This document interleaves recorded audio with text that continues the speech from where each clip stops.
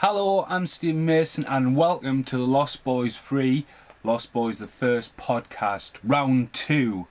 Right, before I press play, I got a copyright strike on my YouTube channel because of the original podcast, right?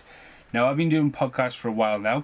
Well, not a while, but I've done quite a few, and to get a copyright strike on my channel, which has ticked us off a little bit, for what is just essentially my voice. Now, the only thing I think I've did a little bit wrong, the decibels of the telly might have been a bit too loud, and the audio you can hear Corey Feldman talking in the background where it's been flagged, but it is just my voice talking. I'm on about how the film could have probably been a bit better. Lost Boys 1 has a copyright claim because you can hear Cry Little Sister. That is perfectly fine as somebody gets payment. I'm happy with that. I love films. If you know me, you know how many copies of Lost Boys I've got. The last thing I wanted to be doing tonight is sitting here doing another podcast. But since Lost Boys is going to come out, where's the third one? So I'm pressing play right now, and I will apologise. I've got my headphones on. I can't even have my headphones on, listen to my original podcast and rant on. Fuck me, that screen's blue. I'm a little bit peed off about it a bit. I've had a couple of copyright strikes in the past for my own material. I've made music videos for bands and they've basically been removed from my YouTube channel because I don't own the copyright. Motherfucker, I made the music video. I definitely own the copyright of the content of that video, but it's okay for somebody to screen capture it and put it on their YouTube page and fucking get thousands of pounds and have adverts on it. Fuck yous, you know what I mean? I'm a bit rant.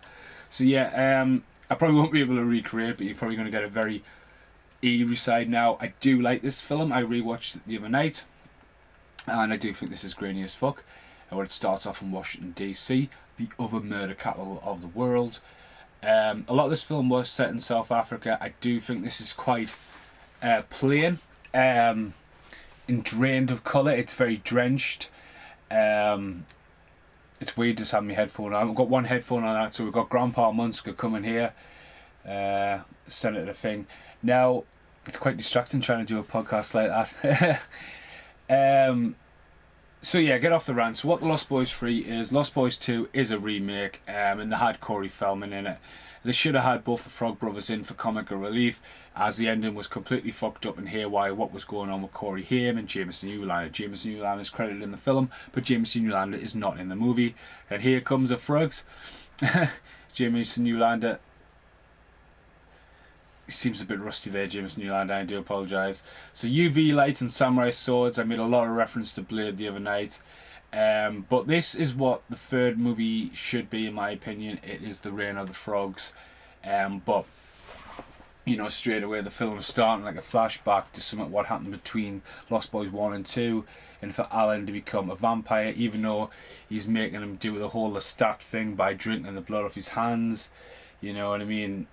In the UV lights Blade. But yeah.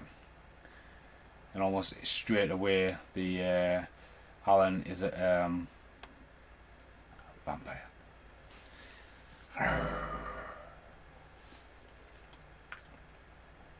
Nice flashback there. I think Feldman, you know, he's got a lot bigger role. He has another Warner Brothers cartoon. Oh look, Warner Brothers. So yeah, I'll probably try not. I'm going to avoid any kind of Warner Brothers podcasts in the future. Obviously Gremlins, Gremlins and Goonies be like this. You know what I mean? So anyway, better character. You know, because he was sort of just a comedy relief in the last one. This one, the character's established. But again, you don't really get the Frog Brothers. I think Jameson Newlander is totally underused in this.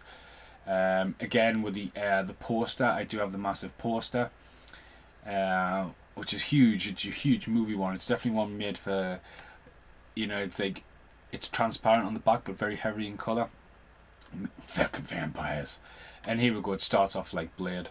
There's a door slammed shut, and we got this technical music, blood splattered across there. Lost Boys the first, and a Blade. Essentially, what Blade is, you know. So yeah. Anyway, I got this big poster, and it says the Frog Brothers are back, but only Corey Feldman's on it, and Corey Feldman doesn't even have his name on the poster. It's just him crossing his arms. But again, going back to the whole copyright thing, it's okay for the Lost Boys the first to be in one of my reality show. This Is Just Life. The poster is in there when I didn't really want it to be in there. I'll explain that story later on as the music's kicking in. Totally different, but totally Blade. You've got the white effect with blood going on there and a DJ going on there as well. It's a totally different vibe to what you've seen in there. It does have illustrations what look like they are from the graphic novels, The Reign of the Frog, so it does have a cameo in here as well. And there's the head DJX. I mean, it's just weird. It's just, you know. But yeah, they wanted this to be... Lost Boys, the Tribe did so well, man. I mean, people just hanging out, praying out for another Lost Boys after years and years and years, after no Lost Girls and no, you know, prequels with Kiefer Sutherland being David and how David become David. And how do you remake it? Well, you don't really, you know what I mean, but... This one seems to take what's working at the time for vampires, which is a shame when this is... The Lost Boys is such a cult benchmark for where vampires are. You've got your nostalgia like Bela Lugosi, you've got your Christopher Lees, and you've got all that great vampirism. And then you got the Lost Boys, it fits right up there, but now you got this one what brings in elements of Blade, another great cultural milestone in vampirism within movies. And then you got fucking Twilight. Now, I've never seen Twilight, except for one random scene when she's walking around the woods, half vampire and the wolves and that, briefly on television, but this brings elements of this in as well. Now, a lot of this was filmed in South Africa. That woman's clearly looked at the camera 3 or 4 times there. Yes, there's a couple of missing posters up there as well, throwback to the original movie. And it's got a comic book shop in, which is awesome, which they completely discarded, not discarded, but left out in a way. Like a nerd retreat there. And it's sort of a DC drop back as well. Everything seems to be DC in the background. You've got Wonder Woman busts up there, Superman comic book underneath there, Batman number 14, sorry.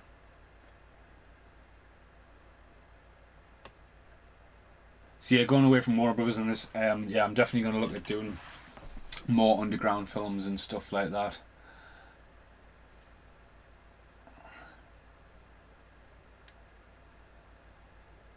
He's proper smug, him, like. But yeah, going back to this, it's great that it's not a remake, it's not a reboot, it's a separate story, and it's what it is as well. It's quite a strong pilot. That's what this is. It's a strong pilot for a TV show on Netflix. If this had just gone for a Netflix thing, it would have been awesome. You know what I mean? 12 episodes, that's all it needed to be. By the time the nostalgia's kicked in, it's done. Or like a YouTube Red video. You know, by the time the nostalgia's in, it's over, it's done. It's like everyone wants to binge watch stuff now. You don't want to wait weekly. You know what I mean? So we're going to introduce a new character here, who is, again, is for a TV show. She gets a lot of groundwork and development with no payoff, but you get a little bit of a payoff. Yeah. I think Feldman's great in this as well, though. A lot better than he was in the first. Ah, this guy here.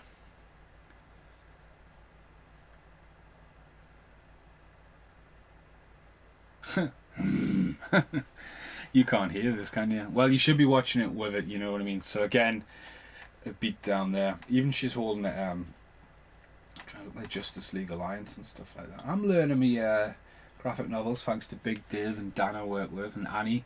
Annie's big into comic books and stuff.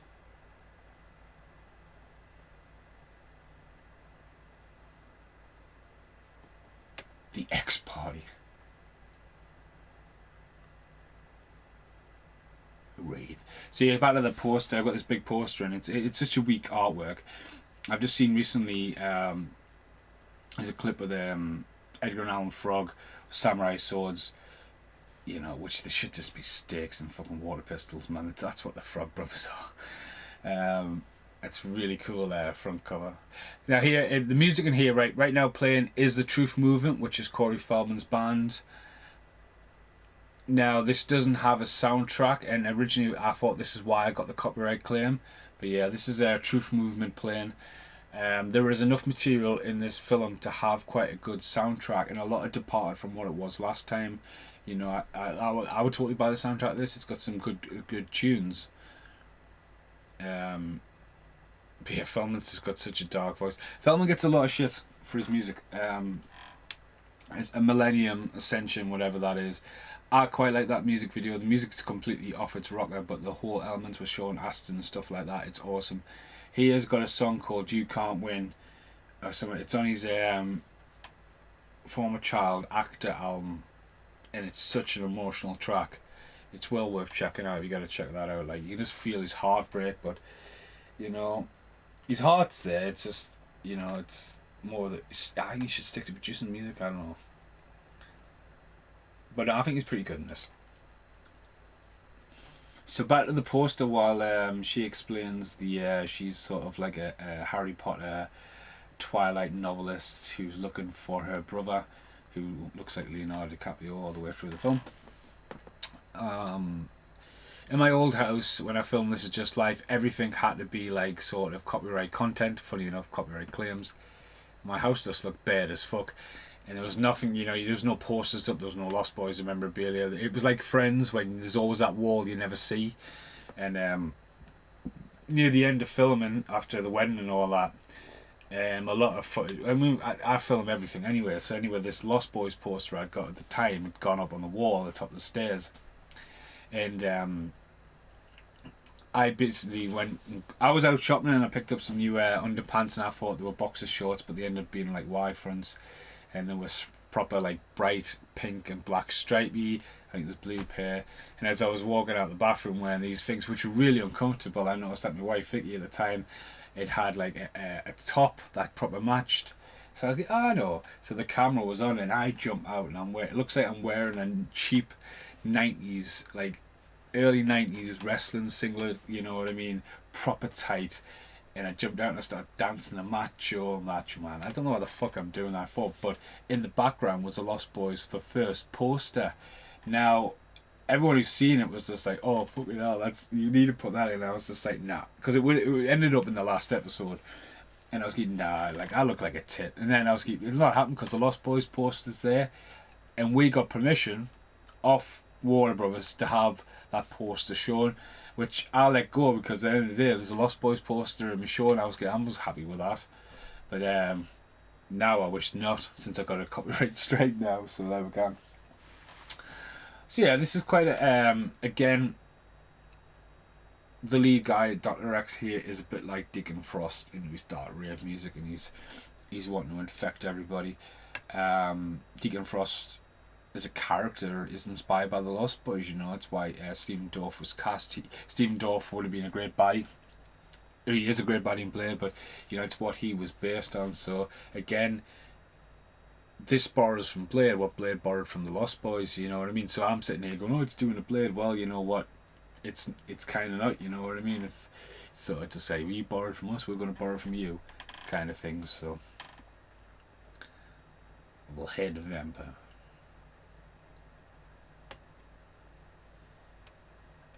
The first. So yeah, I do recommend people listening and watching the films with me. I'll just listen to my rants for an hour and a half where you can just hear me ranting, but you don't know what I'm talking about. Going, hey, look at that. It's a different trail from the last film. He's got Christmas lights that look like fucking red. Fucking Cazador.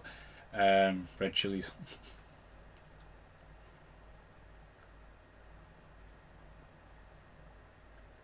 It does kind of like try to set it up that it's the same place as left off with the other one. I mean, Corey Haim didn't return to this at the time. Corey Haim was still alive. He had died.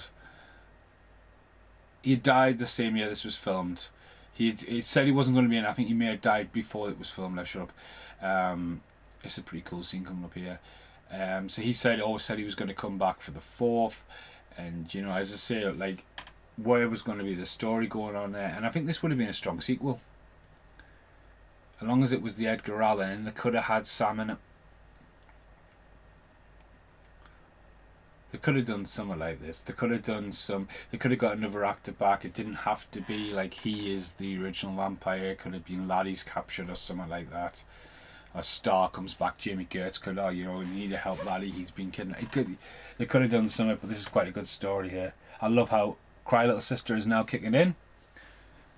This is the Aiden version, so I didn't get a copyright flag on that one.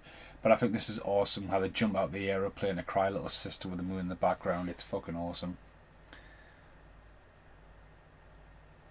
Do.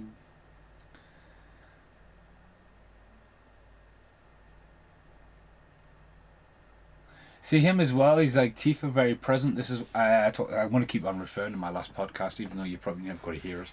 I have kept the original file, but in this, instead of face morphing, what they do a lot, they've got the big teeth and they're oversized teeth, and all the gums are fucking black in it. So, but that's great. I love this.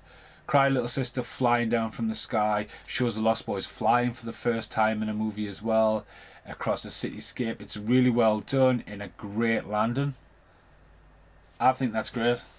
You know what I mean? Even on Blu-ray, and even the slow walk with the shadows panning up, it's just Cry Little Sister fading out, and Cry Little Sister used in something different rather than what it was from the original sequel, where it was used as romping music.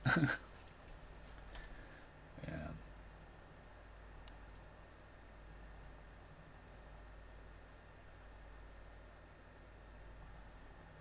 He totally looks like a different actor that was in the store before.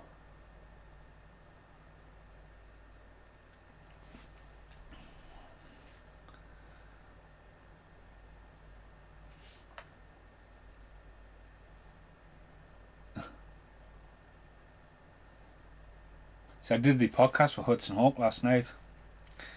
And I was like, right, tonight I'm playing on Resident Evil. No, not quite. I was going to play on Resident Evil and render my review for Blackwater. But yeah, I'm doing this podcast because I want to do it now so I can develop it rather than beat around the bush, because I can't be arsed with copyright claims. I'd say, going back to the music videos, there's nothing more frustrating than you spending fucking months like planning, developing, filming, editing, producing a music video, and it's by the by with the band. You've got a gentleman agreement with the band. The music video is going to be on their page. That's fair enough. That'll be the one that is promoted. You are promoting that band. But on the flip side of it as well, it will appear on my site because it's my content. It's my work. Do you want to work with me? Well, he's music video. He's in Evil Hour, Obsessive Compulsive, Condog and Crew, Mitch Ly's bands and stuff like that. Oh, wait a minute, where's the Obsessive Compulsive video? It's been removed from copyright claim. It's just like, come on. You know what I mean? It's my video and you dispute it and you don't hear anything back. It's just, no, denied. You think, am I talking to a robot? I'm talking bullshit. So here we go. This is how Alan's been surviving. This is an interesting concept. This didn't have to be Alan. This could have been Sam in a good way. You know, taxidermy and all that. There's some creepy blood, guts, dogs.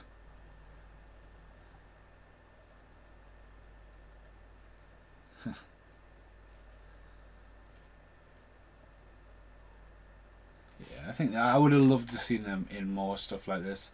There's a movie coming out, The Tale of Two Corys. Jameson Newlander is in that. He is really cool on Twitter. I've spoken to him a few times over the last couple of years. You know, like having the Frog Brothers tattoos and all that. It's like, I'm a big fan of the Lost Boys, and it's great when they reach out. I just think that they could have went a bit more, given a bit more to the frogs on this. The frogs.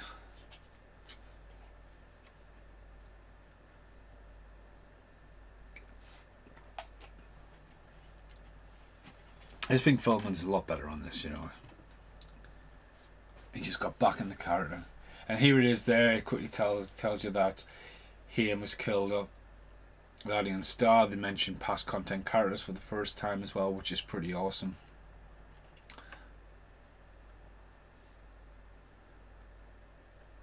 But yeah. Haim said he would be back, and you know, when you see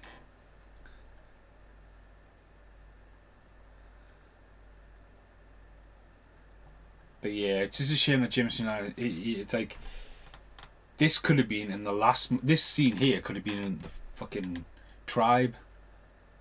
You know what I mean?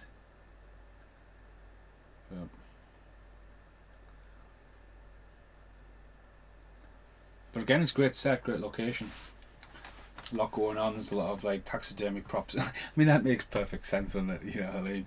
If like, right, I'm a vampire, fuck, what am I going to do? I don't want to kill people, but I'm going to eat animals. Right, I tell you what I'm going to do. I'm going to be a taxidermy. I'm going to fucking stuff animals for a living and eat them. You know what I mean?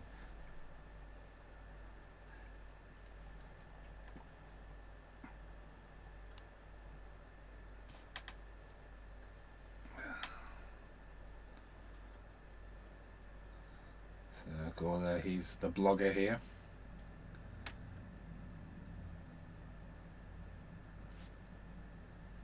See, his teeth are just constantly showing, you know what I mean?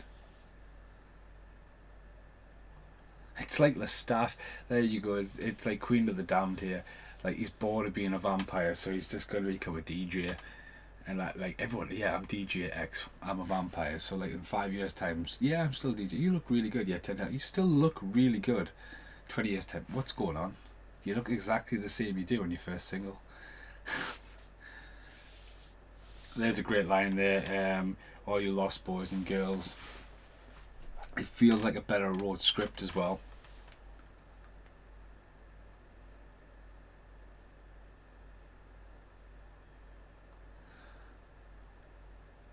So I give a shout out to Hurricane Rain as well.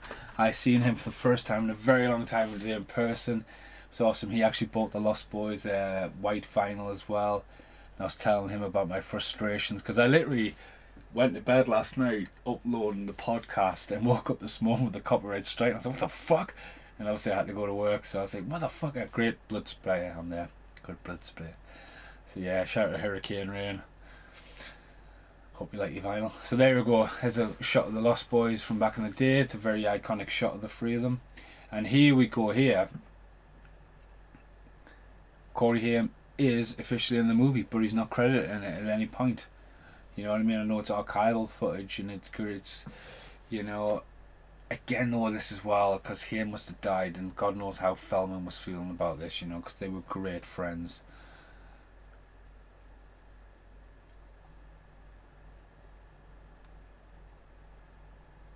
I've just decided what I'm going to do for my next podcast. It's going to be blown away. The Corey Haim, Corey Feldman one.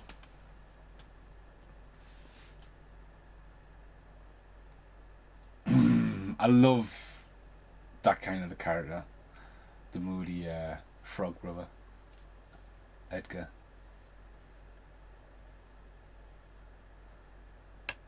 When Annie gets back from Italy, we will be doing the Burbs. Burbs is a Universal film. I just keep the decibels down on the telly a bit. So there we go. Bit of a Twilight. Your boobs suck.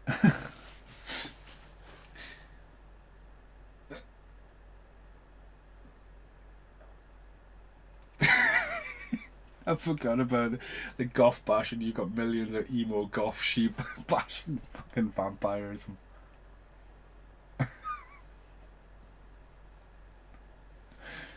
Bought and paid for.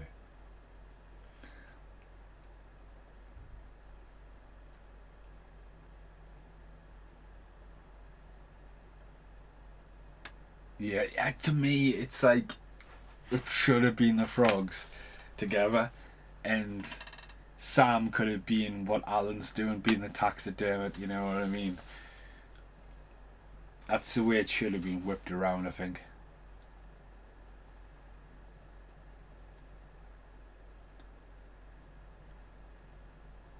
I hope you. Anyway, I'm filming this on my new microphone as well, so hopefully this will be alright.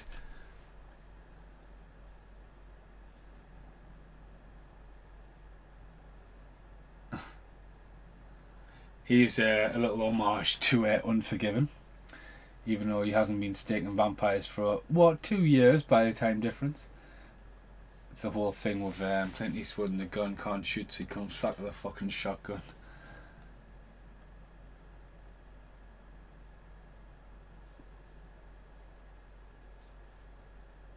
That's, he's saying fleshly served there, but his mouth's not moving. But yeah, some great common little timing here.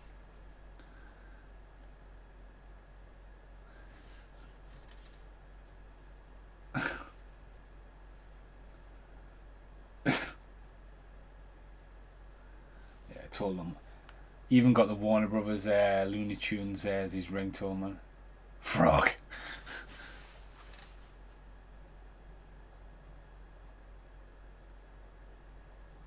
There's a lot of mixed accents in this as well.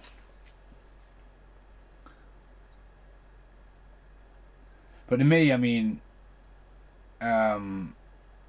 this looks like South Africa. I know it's meant to be California, but it looks South Africa. It's just something about it feels like the film's being coloured out a little bit to stop how bright and vibrant South Africa is compared to California. But the location scouts, you know what I mean? You can go anywhere and make somewhere look like anywhere. If you've never been there, you're not going to realise, but I know it's filmed in Cape Town, so.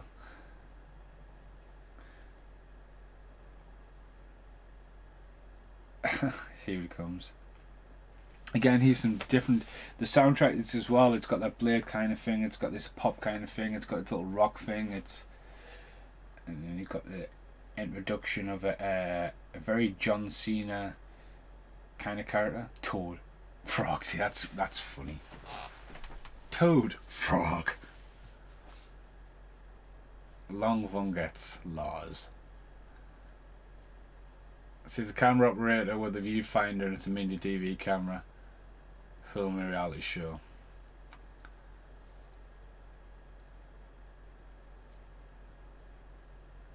Right. Lars Van Gets. So, you know, they're introducing a lot of different characters, you know, and it's quite cool when they did that. Lars Van Gets.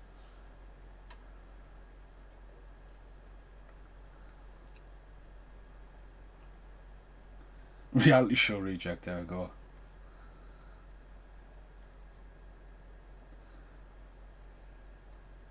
He's wrestling a lion and an alligator. I love that as well. If you haven't seen the Two Corys reality show, which was filmed maybe well, the second season was filmed while they did the second film.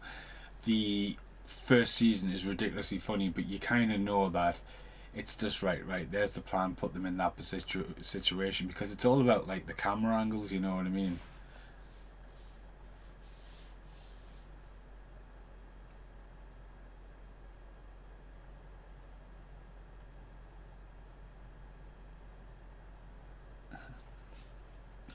Again, it introduces another kind of wacky character here as well. Sorry, not this Burger. This is a gravestone for Burger. For Sam, so he's buried him, you know, even though they're probably nothing to. It flashes back to the original movie there. Again, though, as well, I mean, it was public knowledge at the time that Feldman wasn't invited to the funeral and stuff like that, and you read his autobiography, it did hurt him a lot, that, you know, and like this is weird as well, because he's almost saying farewell to Corey Haim through the film as well. Which is pretty cool for them to do that, you know. Especially because they had this massive hype, and you know, I've just been talking about doing the film Blown Away. You know, they did some films just for the money, you know. And it's great for, you know, they have like that last big budget studio ride, you know. How the fuck that got there in the daylight? I mean, this is a throwback to Predator 2. Want some candy? Stalked in the graveyard. Yeah, want some candy? Alan's just dropped that off, even though he's a vampire, and it's daylight. Plot hole number 1.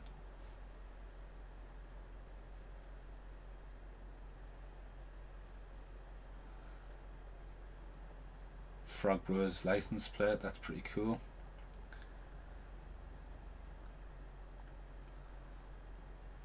It's a birthday.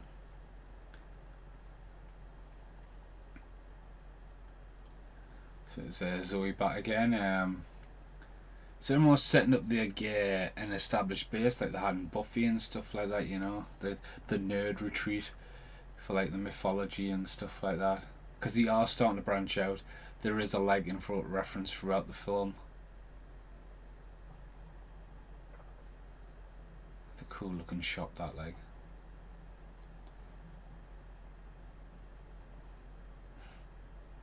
Little Nosferatu who's getting killed there.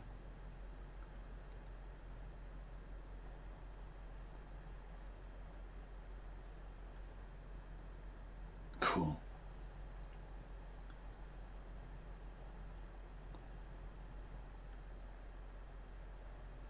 I totally DC comic shop.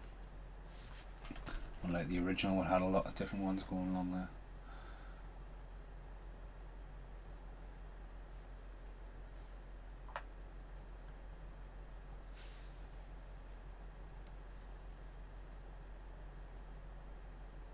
Down here, Eddie.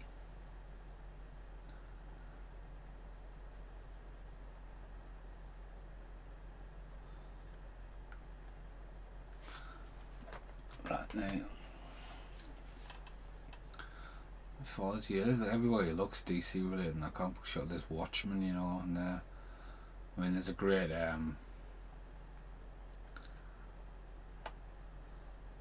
see, when I was watching the Simulator the podcast here, let's have another look at this guy here, because this is a great reveal. Let's have a look at it. See, this guy totally looks like DJX, but it's not.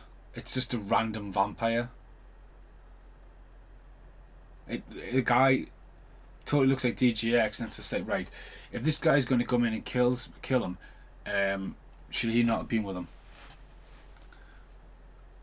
So there's a good little joke coming up. What joke? An inner thing coming here. Frog, ugly. I love that bit. A flying spear, he goes down, bookcase hits him. When he gets up, he's holding a copy of Reign of the Frogs graphic novel, which is the link between Lost Boys 1 and 2, which is pretty awesome. There you go, there it is there. As he sort of gets sprayed with and fucking mint. That explosion, the blood splatter and everything is far, like not even far, like a country mile far better than what happens to the girl in the second movie when she's speared through the chest with the anklers and she turns to that grey stone and then just sort of explodes in a polystyrene. That is, you know what I mean? It's a far better movie. It goes in its own direction. It's setting up fucking branches to develop on later on. To me, it's been well filmed. Again, I've done this podcast. I've had this fucking massive rant, and I'm fueled with copyright. So yeah, I'm enjoying doing these.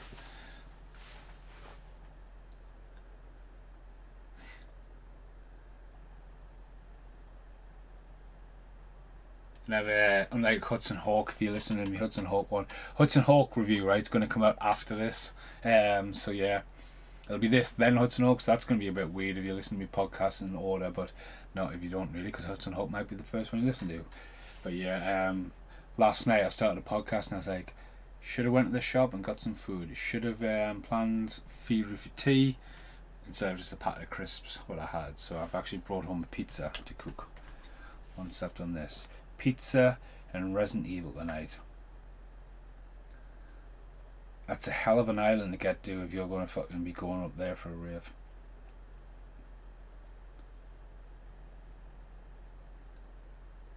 Vampire in high heels.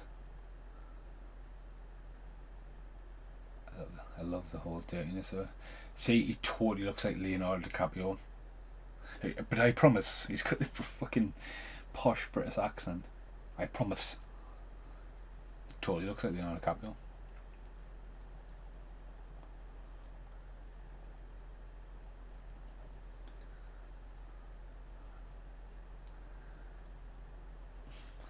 Nice glass of warm milk.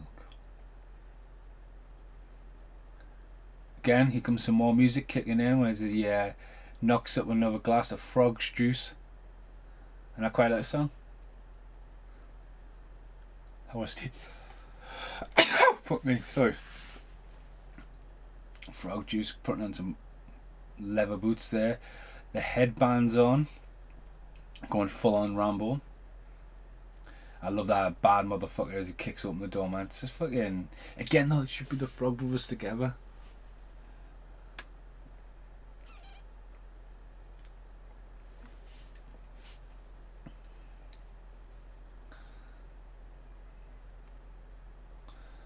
Again, that looks like South Africa. You know what I mean? It doesn't look like California at all, that.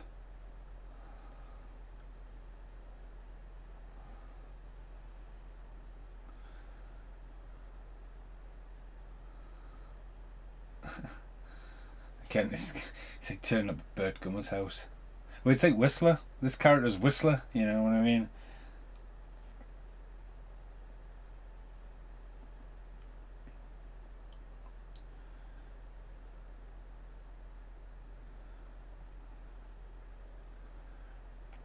Blake. Enter the Blake.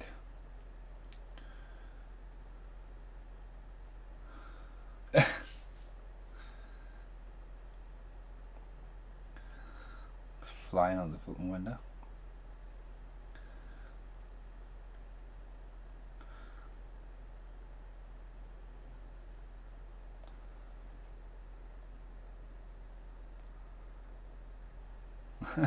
Who the hell is this?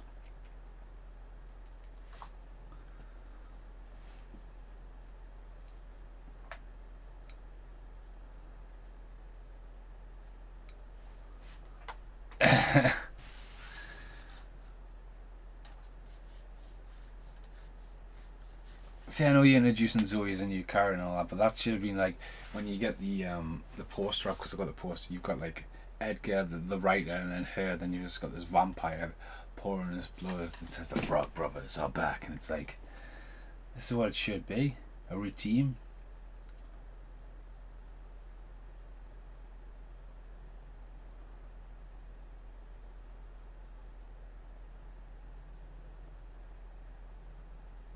Nice new stick. It's a fucking wooden stake filming, man.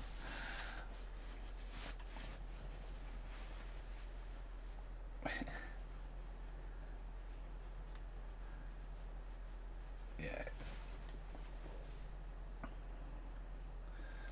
So tamped up for the weapons and stuff like that. The film is quite quick.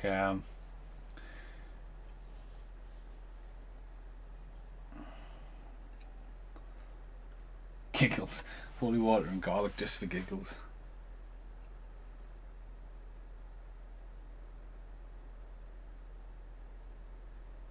Checking out the weapons, man. Setting up their Easter egg. Well, not the Easter egg, foreshadowing the ending.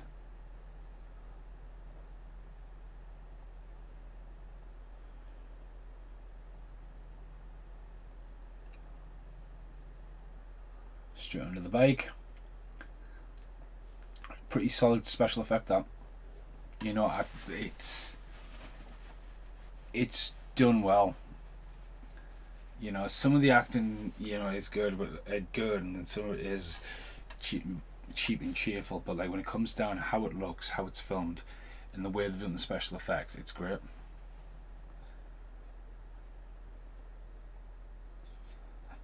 I have beans.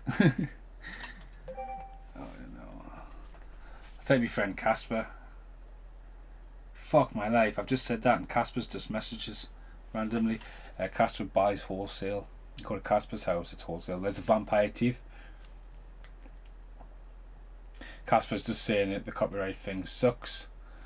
Yeah, Casper buys in bulk.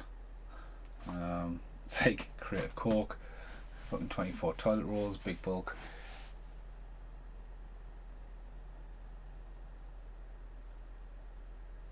See, comes another group of random lost boys and girls on rollerblades and skateboards. I love this bit. I love the colour.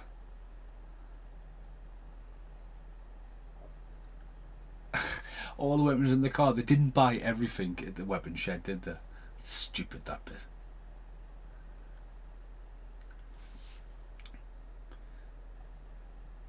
The vampires are on the roof and the windows.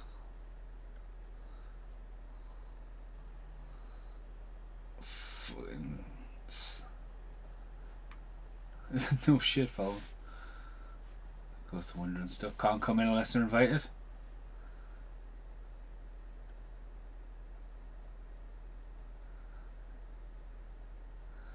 So we don't. Oh, I see, even there. Great effect. Done really well. Far better than the second one.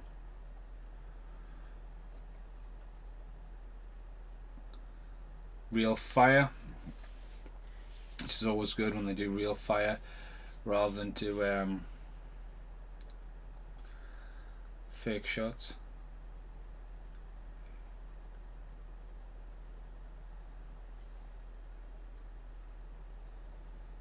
Looks great. And then he does a whole bird gummer. So Luce is fucking painless.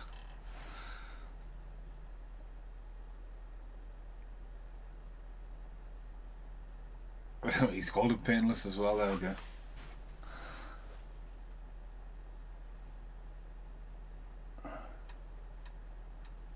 And then here comes the music there.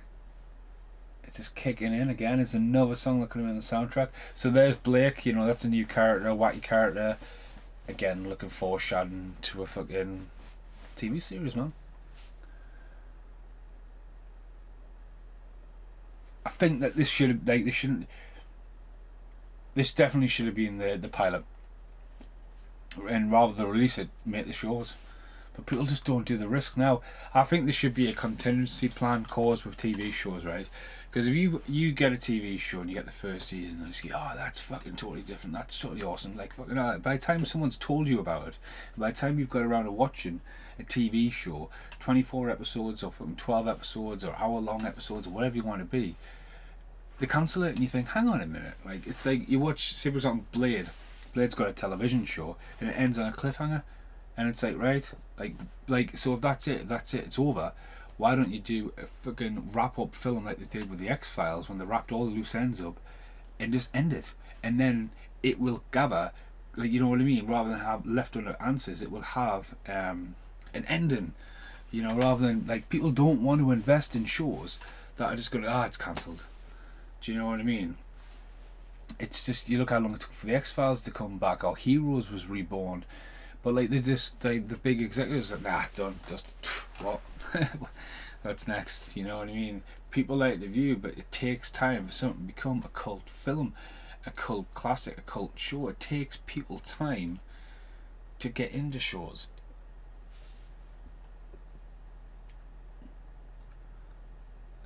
You go on vampire hunting and you wear an absolutely stunning bikini like that, drinking cocktails. You're not gonna, like, it's a bazillion.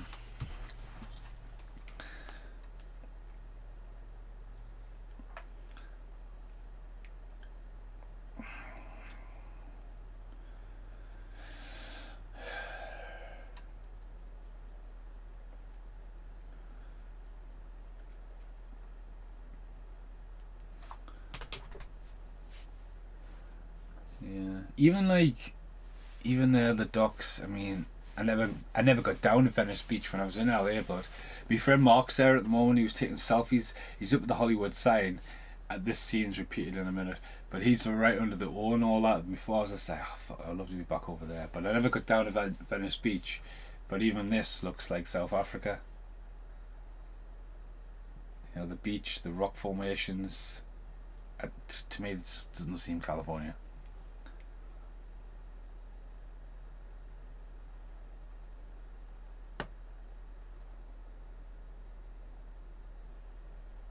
Done. Even that cliff edge at the back, man. I was saying that they have just gone to an island, so I will shut up and shoot myself in the foot. You hear the fucking super soaker.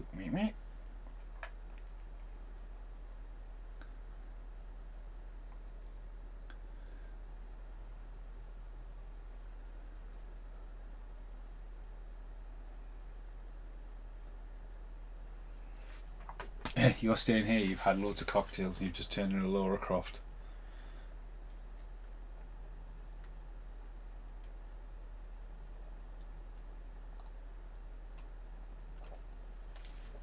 I can't wait for my pizza now, you know.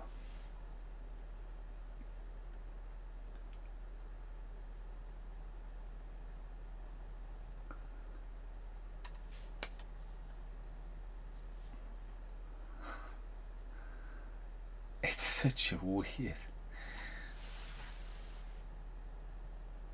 She had like loads of money, like $1 bazillion or whatever. A group of mercenaries are going in, Blade 2 style.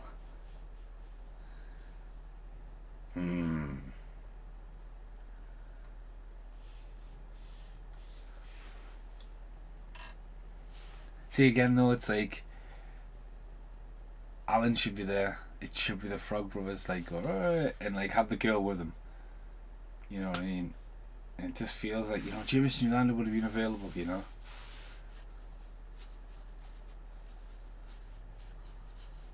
Because at the end of the day, he's got a well, I guess he can fly because he's a vampire. Or is he fully turned? We don't really know that, do we? He would still have to get a boat. So have to find out where they were.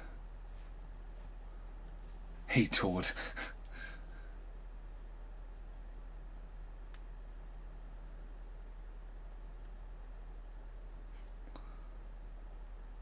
Yeah. Raves are starting up there as well. And get a bit of a girl on girl action, with some pretty cool music.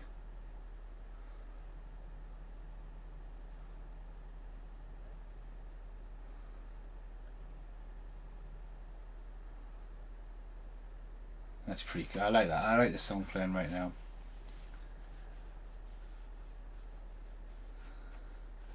Girls, just a bit of lesbian action, man. This is the one what's not a fucking 18 as well. She's pretty hot as well, like.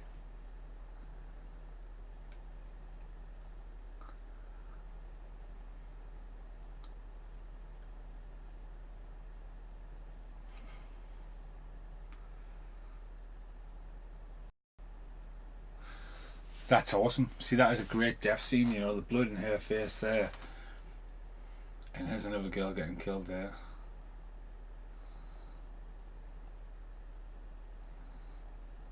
The flying, it's the blacked out eyes, blood. Yeah, it's brutal.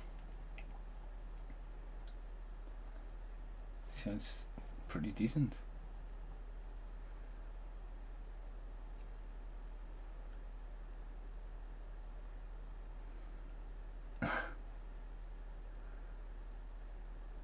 Checking out the island. Ooh, there it goes down.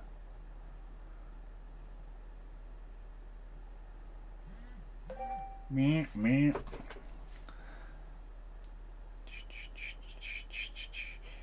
Looks like the movie pop guy Paul Ray is getting involved in this conversation about copyright. And it's a picture, well, it's a gif of Homer Simpson using his home as a studio and his family as the cast. Thanks Paul Ray for that. Yeah, okay.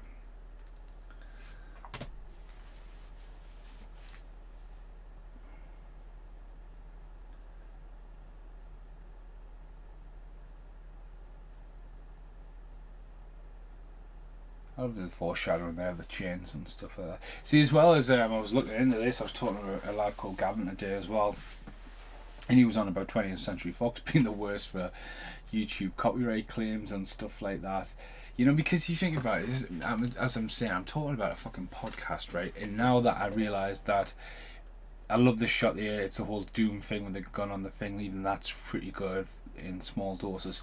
What I was talking about as well is like, it's me talking on a podcast. I'm watching the film, right? So it's criticism. It's a review, and that's what I'm doing.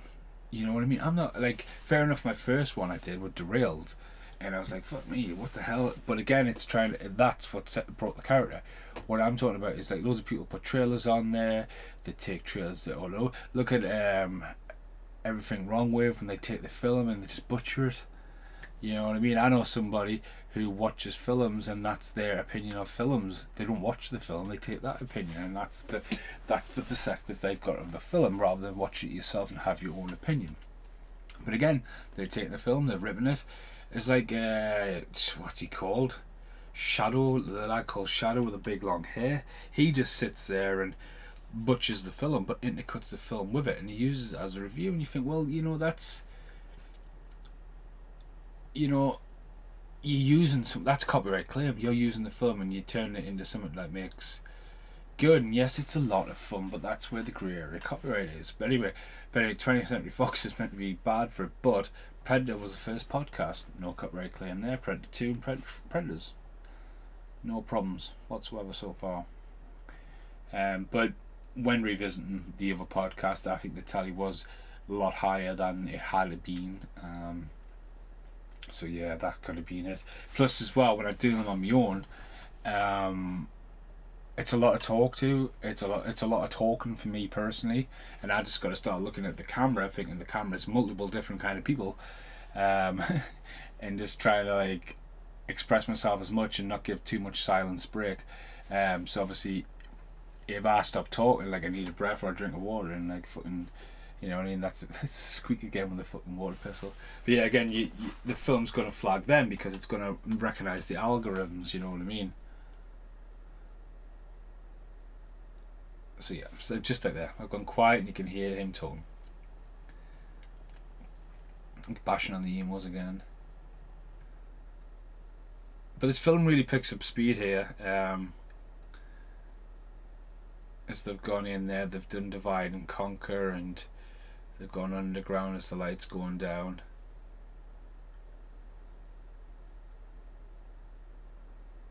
Time for Mr. Frog's Wild Ride. It's not as good as Pop Goes the Weasel. It's ugly. Pop Goes the Weasel.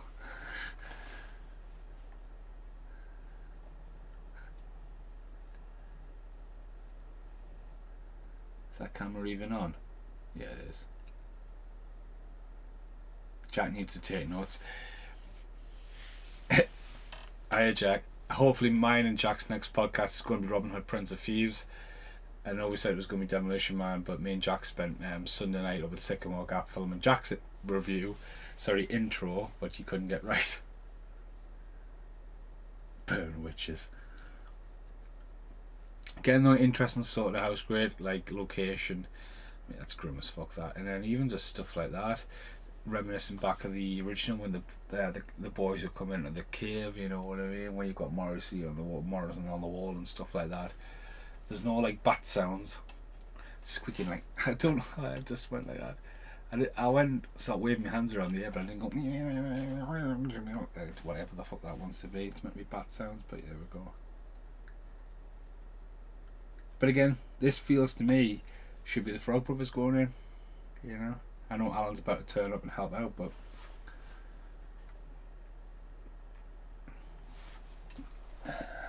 there's the ring they pointed out before, so we know that they know that they don't know that they are in danger.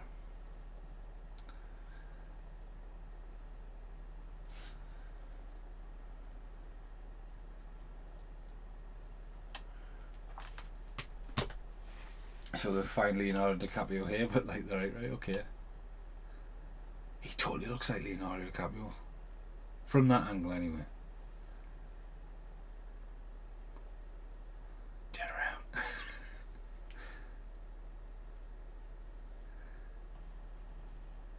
Need to find him at the end. I haven't had the chance to put any beat down on any golf yet.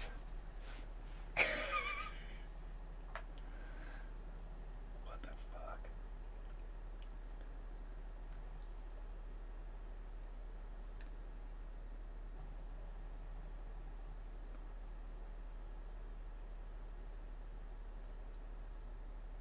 Ugly.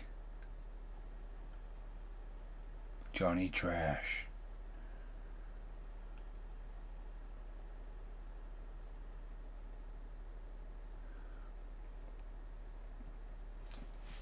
Jeez Louise, really.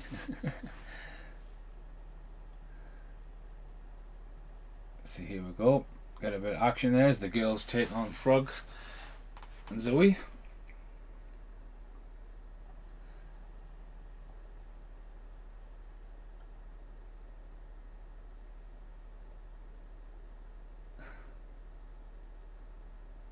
Lost, what are you doing?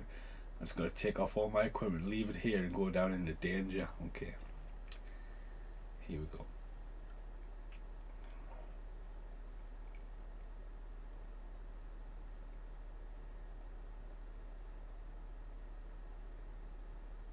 See, even the fan, I love the fan on the floor there. You know what I mean? To make use of the scene. Reference to Seven, maybe? It's the pendulum weight to trick them down there.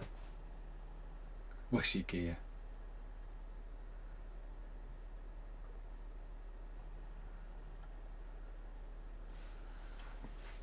So we're about to have a fight.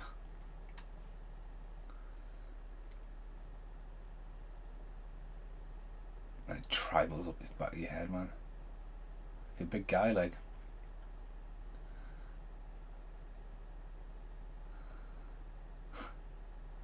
I've been waiting years for a good fight. This is a pretty good scene as well. The replacement of a tooth.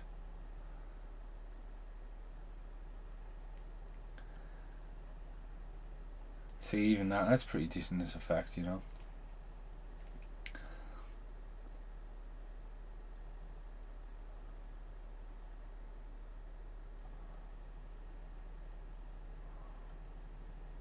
Pretty good, decent fight scene, like. Like, decent fight scene, it's a couple of fists, but good sound effects. So I was trying to produce there. But he gets his ass handed to him.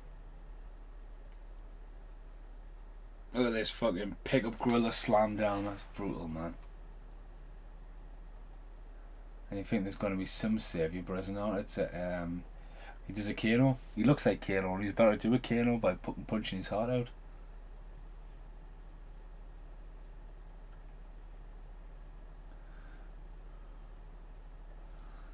Pretty good effect, pretty brutal, pretty gruesome.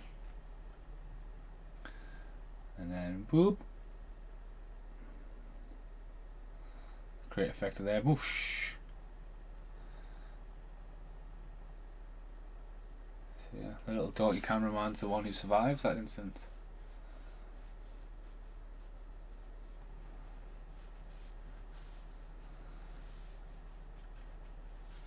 He's got a samurai sword. He's never had a samurai sword in the last two films, so now he has one.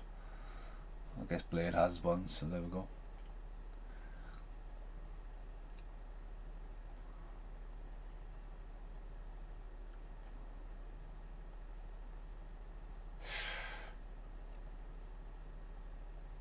Oh, fuck me, that katana fucking stabbed in your shoulder and twisted. So there's them black gums I was on about just before she explodes. Again, great effect. They've made all the vampires die like that. They haven't gone for a whole Brook from the original, like, melting and so he goes the Matrix. Look at that. Now, right, okay, right. Here is where I got the copyright flag. This bit here is where the flag on YouTube appears. So there. This right here. There's no music, is there? It's just me talking about how it's like pulls at the so this is where it should be Edgar and Alan taking on the girls just done a fucking Matrix. But yeah, this is where the flag was. There's a little bit of score there, but like doesn't you know what I mean? It's not like a music. Lars is dead. So it's just mental. I must have stopped talking for ages. That's must have what happened. I must have been like, oh yeah. Lars has just died. She's just done a but again I'd said she's just done a Matrix and I had a rant about the Matrix going like okay you've seen that one before so, and they've went back to camp half beaten and dead. Camera still going, first aid kit.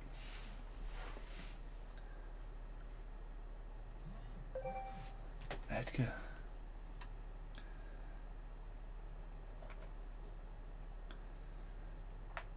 Edgar, stay with me. Fade to black, pass the time. Flashback again to the original movie. It's probably been graded and blurred that way because you don't see the comic books. If you have a good stay, you can probably work out. I mean, there is a DC one there, but that seems to be an ongoing issue because there was a lot of Marvel back then in that series. I don't know if that's. I mean, it looks like it's been deliberately done that, so you know what I mean. Like a vintage grain on it. Justice in the American way. By the way, for him, you're Canadian, but there we go. Edgar.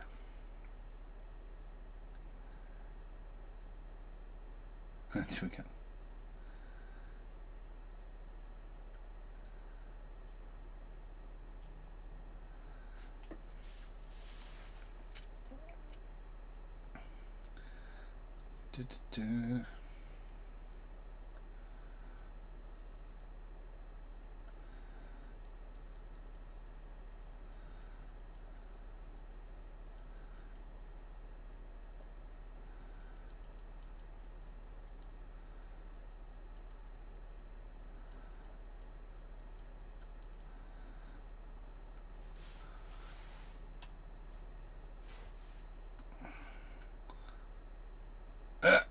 busting out some Latin, that Spanish.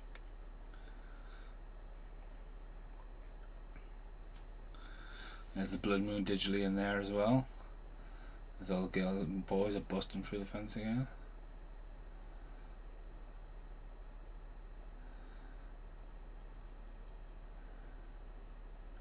Lovely sunset, that. And the rave music kicks in.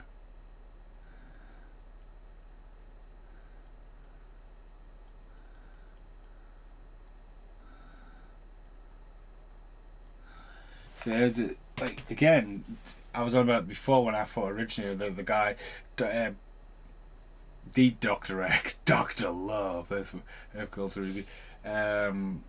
Dr. X, well, fuck me, man. DJ X. It died at the comic book shop because you haven't seen him up until this point. You know what I mean? He wasn't hanging around with the girls. All his tribe essentially had been killed off. And there he is. He's back.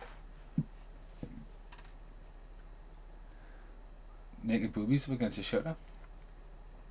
A lot of naked boobies.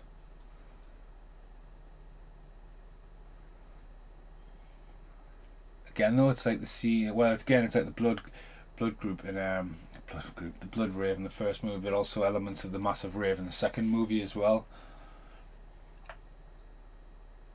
Just them like massive open areas, and like, I mean, you go to, like, in Britain, especially where I live, it's so condensed for shit, and like, you've got none of the, like, the fall of a culture kind of pubs that you always see in the European kind of things. What looks awesome is so when I was in Prague, and I went into this bar, and I just went downstairs, and it used to be, obviously it's a cellar, but it's been converted into a club, and it was fucking awesome.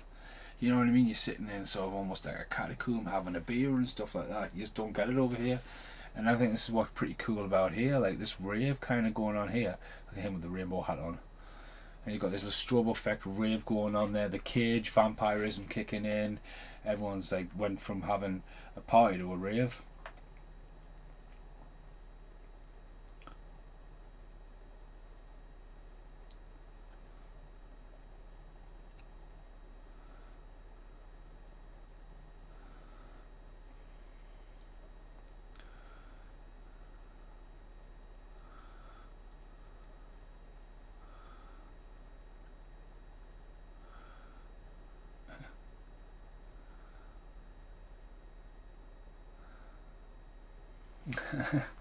Everyone stay still.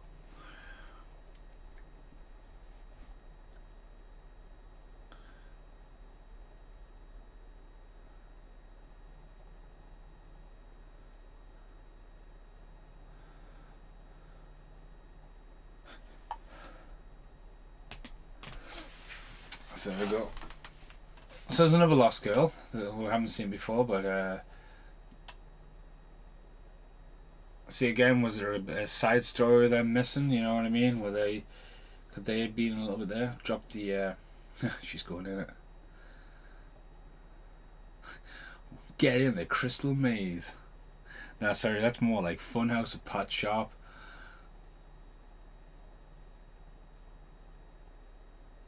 As I was saying, I think I said this in the last podcast, it'd be interesting if they had some kind of different vampiric on this, like a fucking crocodile or some kind of she's dead. Just some kind of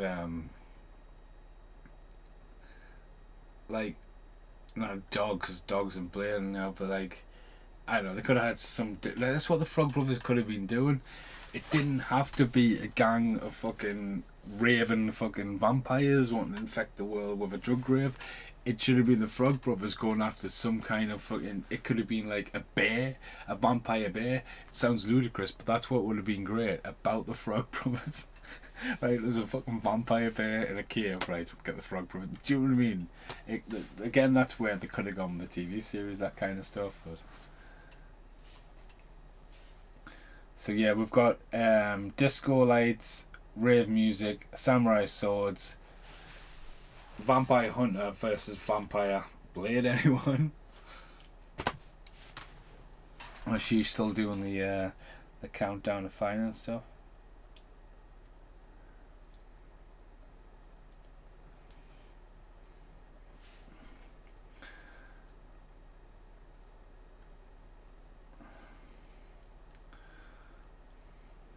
rave.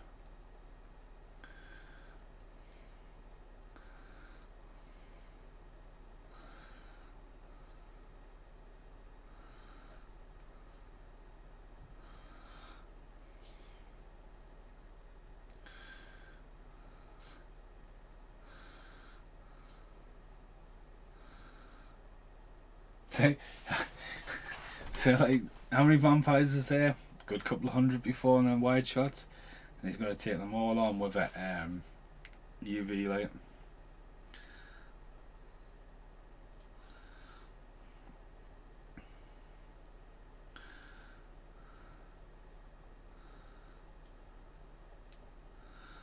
There he goes, cliche, talking, telling the plan.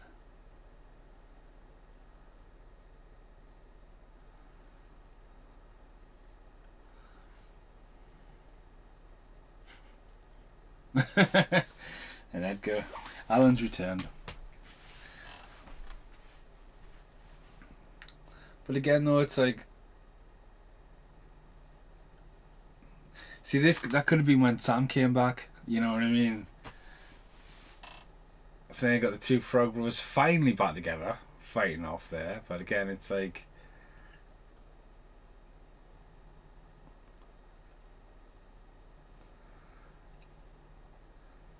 I mean, Jameson hasn't done a lot. He was in The Blob, and he was in I was saying like we said this in the last one or whatever. I didn't realise he was in Bone Tomahawk, a film I reviewed and pretty give a bad review to, but I didn't realise he was even in it, or I would have made, when I do the whole starring Kurt Russell, fucking David Arquette, Sid Haig, and I'm pointing to all the stuff going on, I would have made sure Jameson Land got a mention with. You know, but as I say, he's a really like cool guy, especially on Twitter and all that. And there we go. Shh. Different kind of death, very quick, you know, straight, like, you know what I mean? Not a massive epic choreographed battle, just fucking.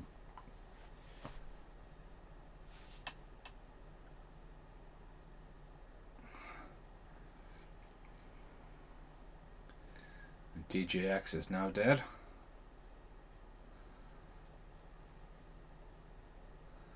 Again, with the teeth, they're all very big, porcelain spiked, you know, bloodshot eyes, but no like face morph.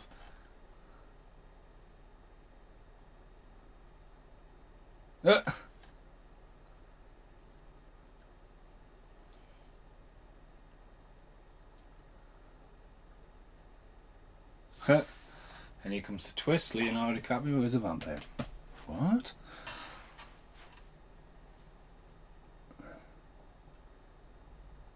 Buckets of who?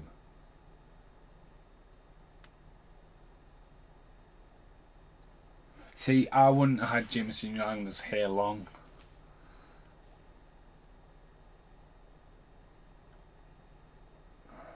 He just looks a bit quirky with a hat on.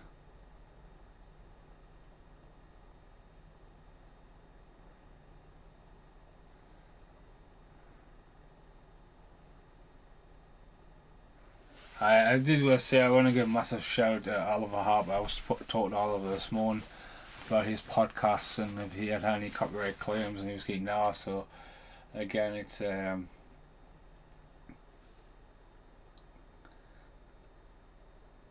he sounds like Jack Whitehall.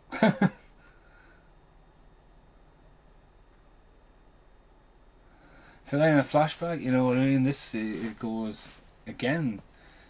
Interesting concept. It's not like Highlander where there can only be one. It's got so many different trails of vampirism where you've got them like druid vampires here, like a fucking original tribe. You know, this should have been the start of the movie, but it would have given away the ending. See, this should have been the start of the movie.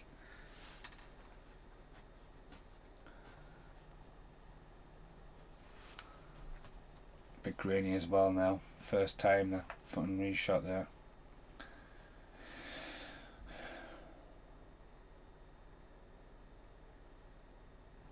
Very grainy as fuck there. kills off the girl. She's totally looking like fucking.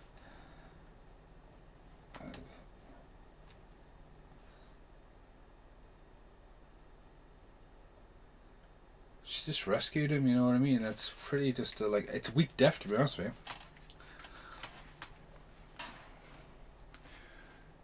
But again, he did need feeding, I guess, for his energy back, so there we go.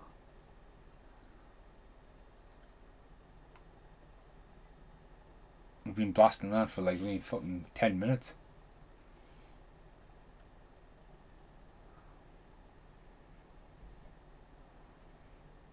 Thousand emo goth vampires. He's probably bashing on the emo goths. Like, if you want to be a vampire, you've got to be an emo, apparently.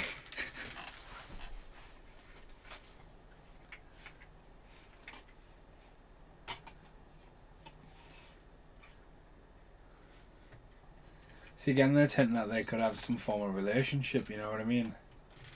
Which is pretty awesome.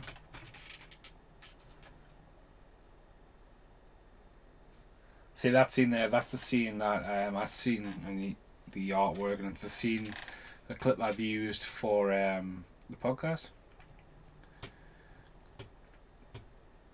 But again, you go from like that big climactic fight with Dr. X to this very close indoors fight here.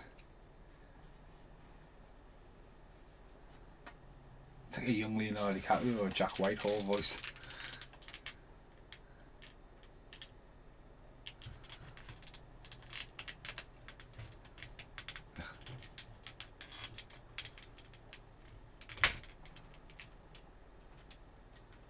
Word balloons.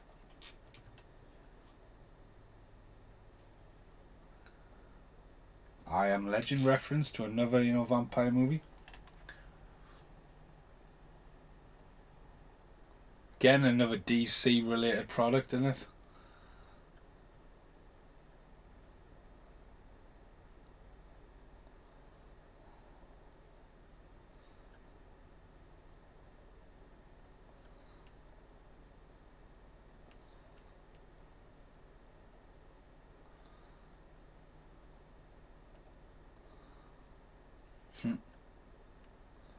I mean, there's a little bit of a twist, the younger.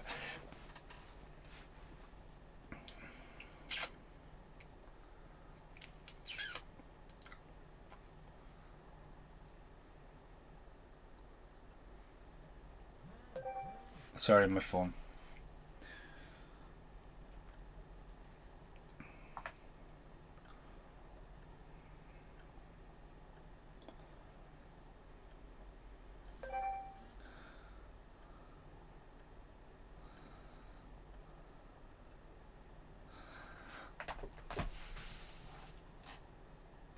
Again, no, I'm glad I've redone this, the first time. I am, I think with Blown Away, I'll just put Blown Away on and just fucking podcast it, but, it's not like revisiting movies. I was about Hudson Hawk, I would like to do Striking Distance, But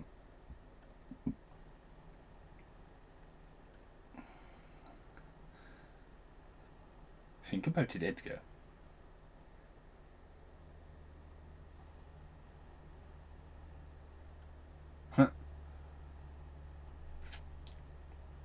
Look at all them candles just lit in the background.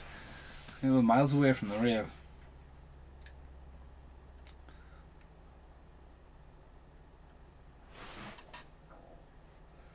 So I'm gonna have the frog rosé.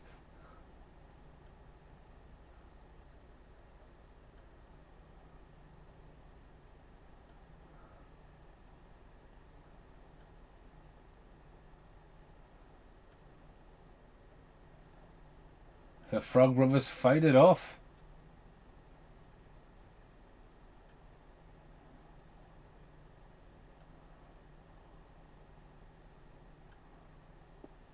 The Frog Brothers fight it. This is what we didn't get with Sam and Edgar at the end of the last one. But they're payoff to the second one. An homage to it, run away. Water in the mouth. Soaking water, and have you seen the second one?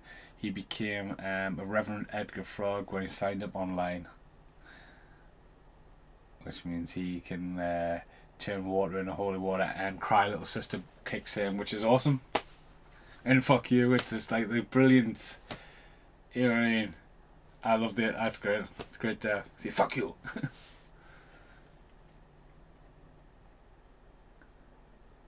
he blows up. And they get covered in blood. Well, all the vampires explode in this.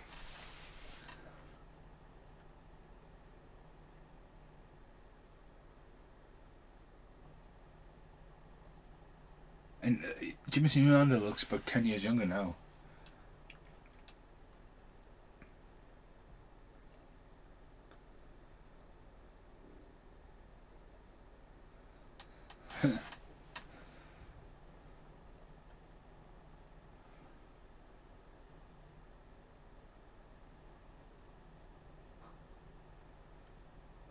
That. And, you know, that's all over there, and we're heading back to the mainland. So as the music kicks in, again, that doesn't look like California. Probably is that one. And it cuts here to him reading the book, and the sun shining and all that, just like that. Cool. Better ending that you had in the last one, which was cut. Then this, to me, should have been what it was in the last one, where there's a little bit of credits and this cuts in and it sets up the TV show, the sequel, the reference that there is liking for some vampires around.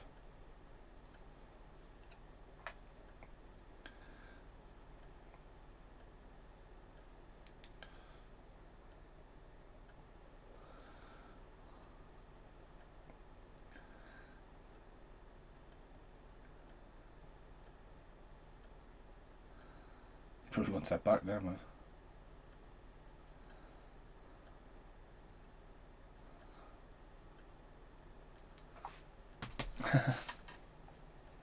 How did you know?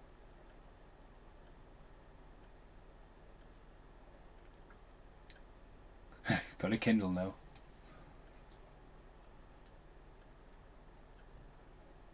So it's setting it up. Bam. She-Wolves. Again, this should have been the Easter egg. There should have been a little bit of credits in this.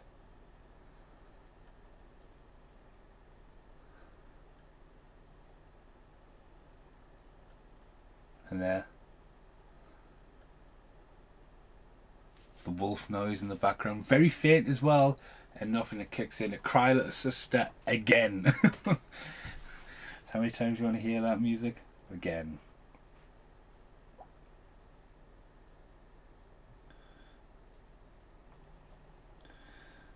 And yeah, it's great. It's far better than the sequel, the remake. It had a lot of potential. Could have went in loads of different directions. It's just, unfortunately, now it's been 8 years since this was made. There's talk of a TV show still with Netflix, Lost Girls. Corey Feldman should be in it as Edgar Frog. Definitely, you know what I mean? But it's a trilogy. It's awesome. You have the original classic, you have the sort of reimagination, complete remake, reboot, fresh, original, whatever you want to call it. Then you've got this that took it all up at the end. Just said took it up there as Alison Tucker's name appeared. That's where Tuck came from, to where took it up at the end. Wrap it up there, but expand. So unlike the second one, this sort of like really like sort of was bold, and you know, it opened the door. It planted itself a tree and just grew out, and it gave it loads of possibilities. Wow, that was a fucking rant and a half. Yeah. But yeah, Cry Little Sister is just playing away with standard black background and white font.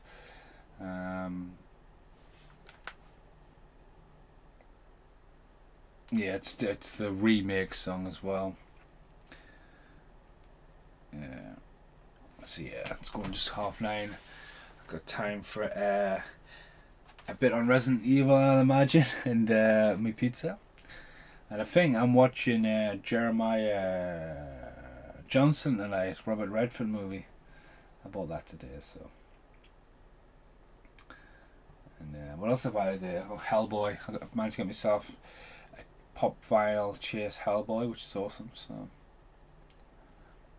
and it's just playing away. But yeah, it was just like good this morning to get the copyright strike. I spoke to Oliver Harper this morning, and he was just like, it's pretty odd because he didn't get one for it. He hasn't done the Lost Boys. I always said I would go down and do the Lost Boys podcast with him, but it was weird to get one for what it was, and then it frustrated us all day. And as I say, I've seen Hurricane Rain, I've seen people like Casper, Big Dave, who I work with.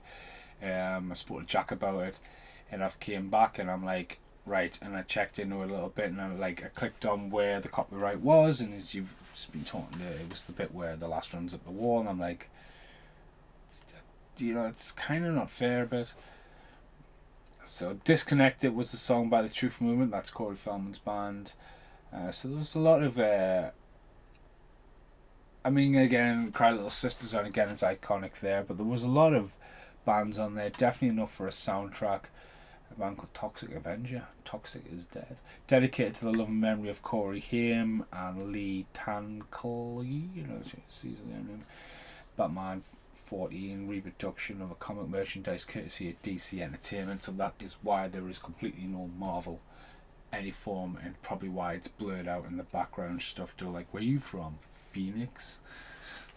Or where you from? Krypton? Phoenix, actually. So yeah, it was just a bit of a bummer. So hopefully I won't get a copyright on this, and this is the end of the Lost Boys trilogy. Hudson Hawk will be next. I've done that one already. So God knows, as the bells toll out, so there. And the camera's right next to the PlayStation, so you're gonna know when it's done.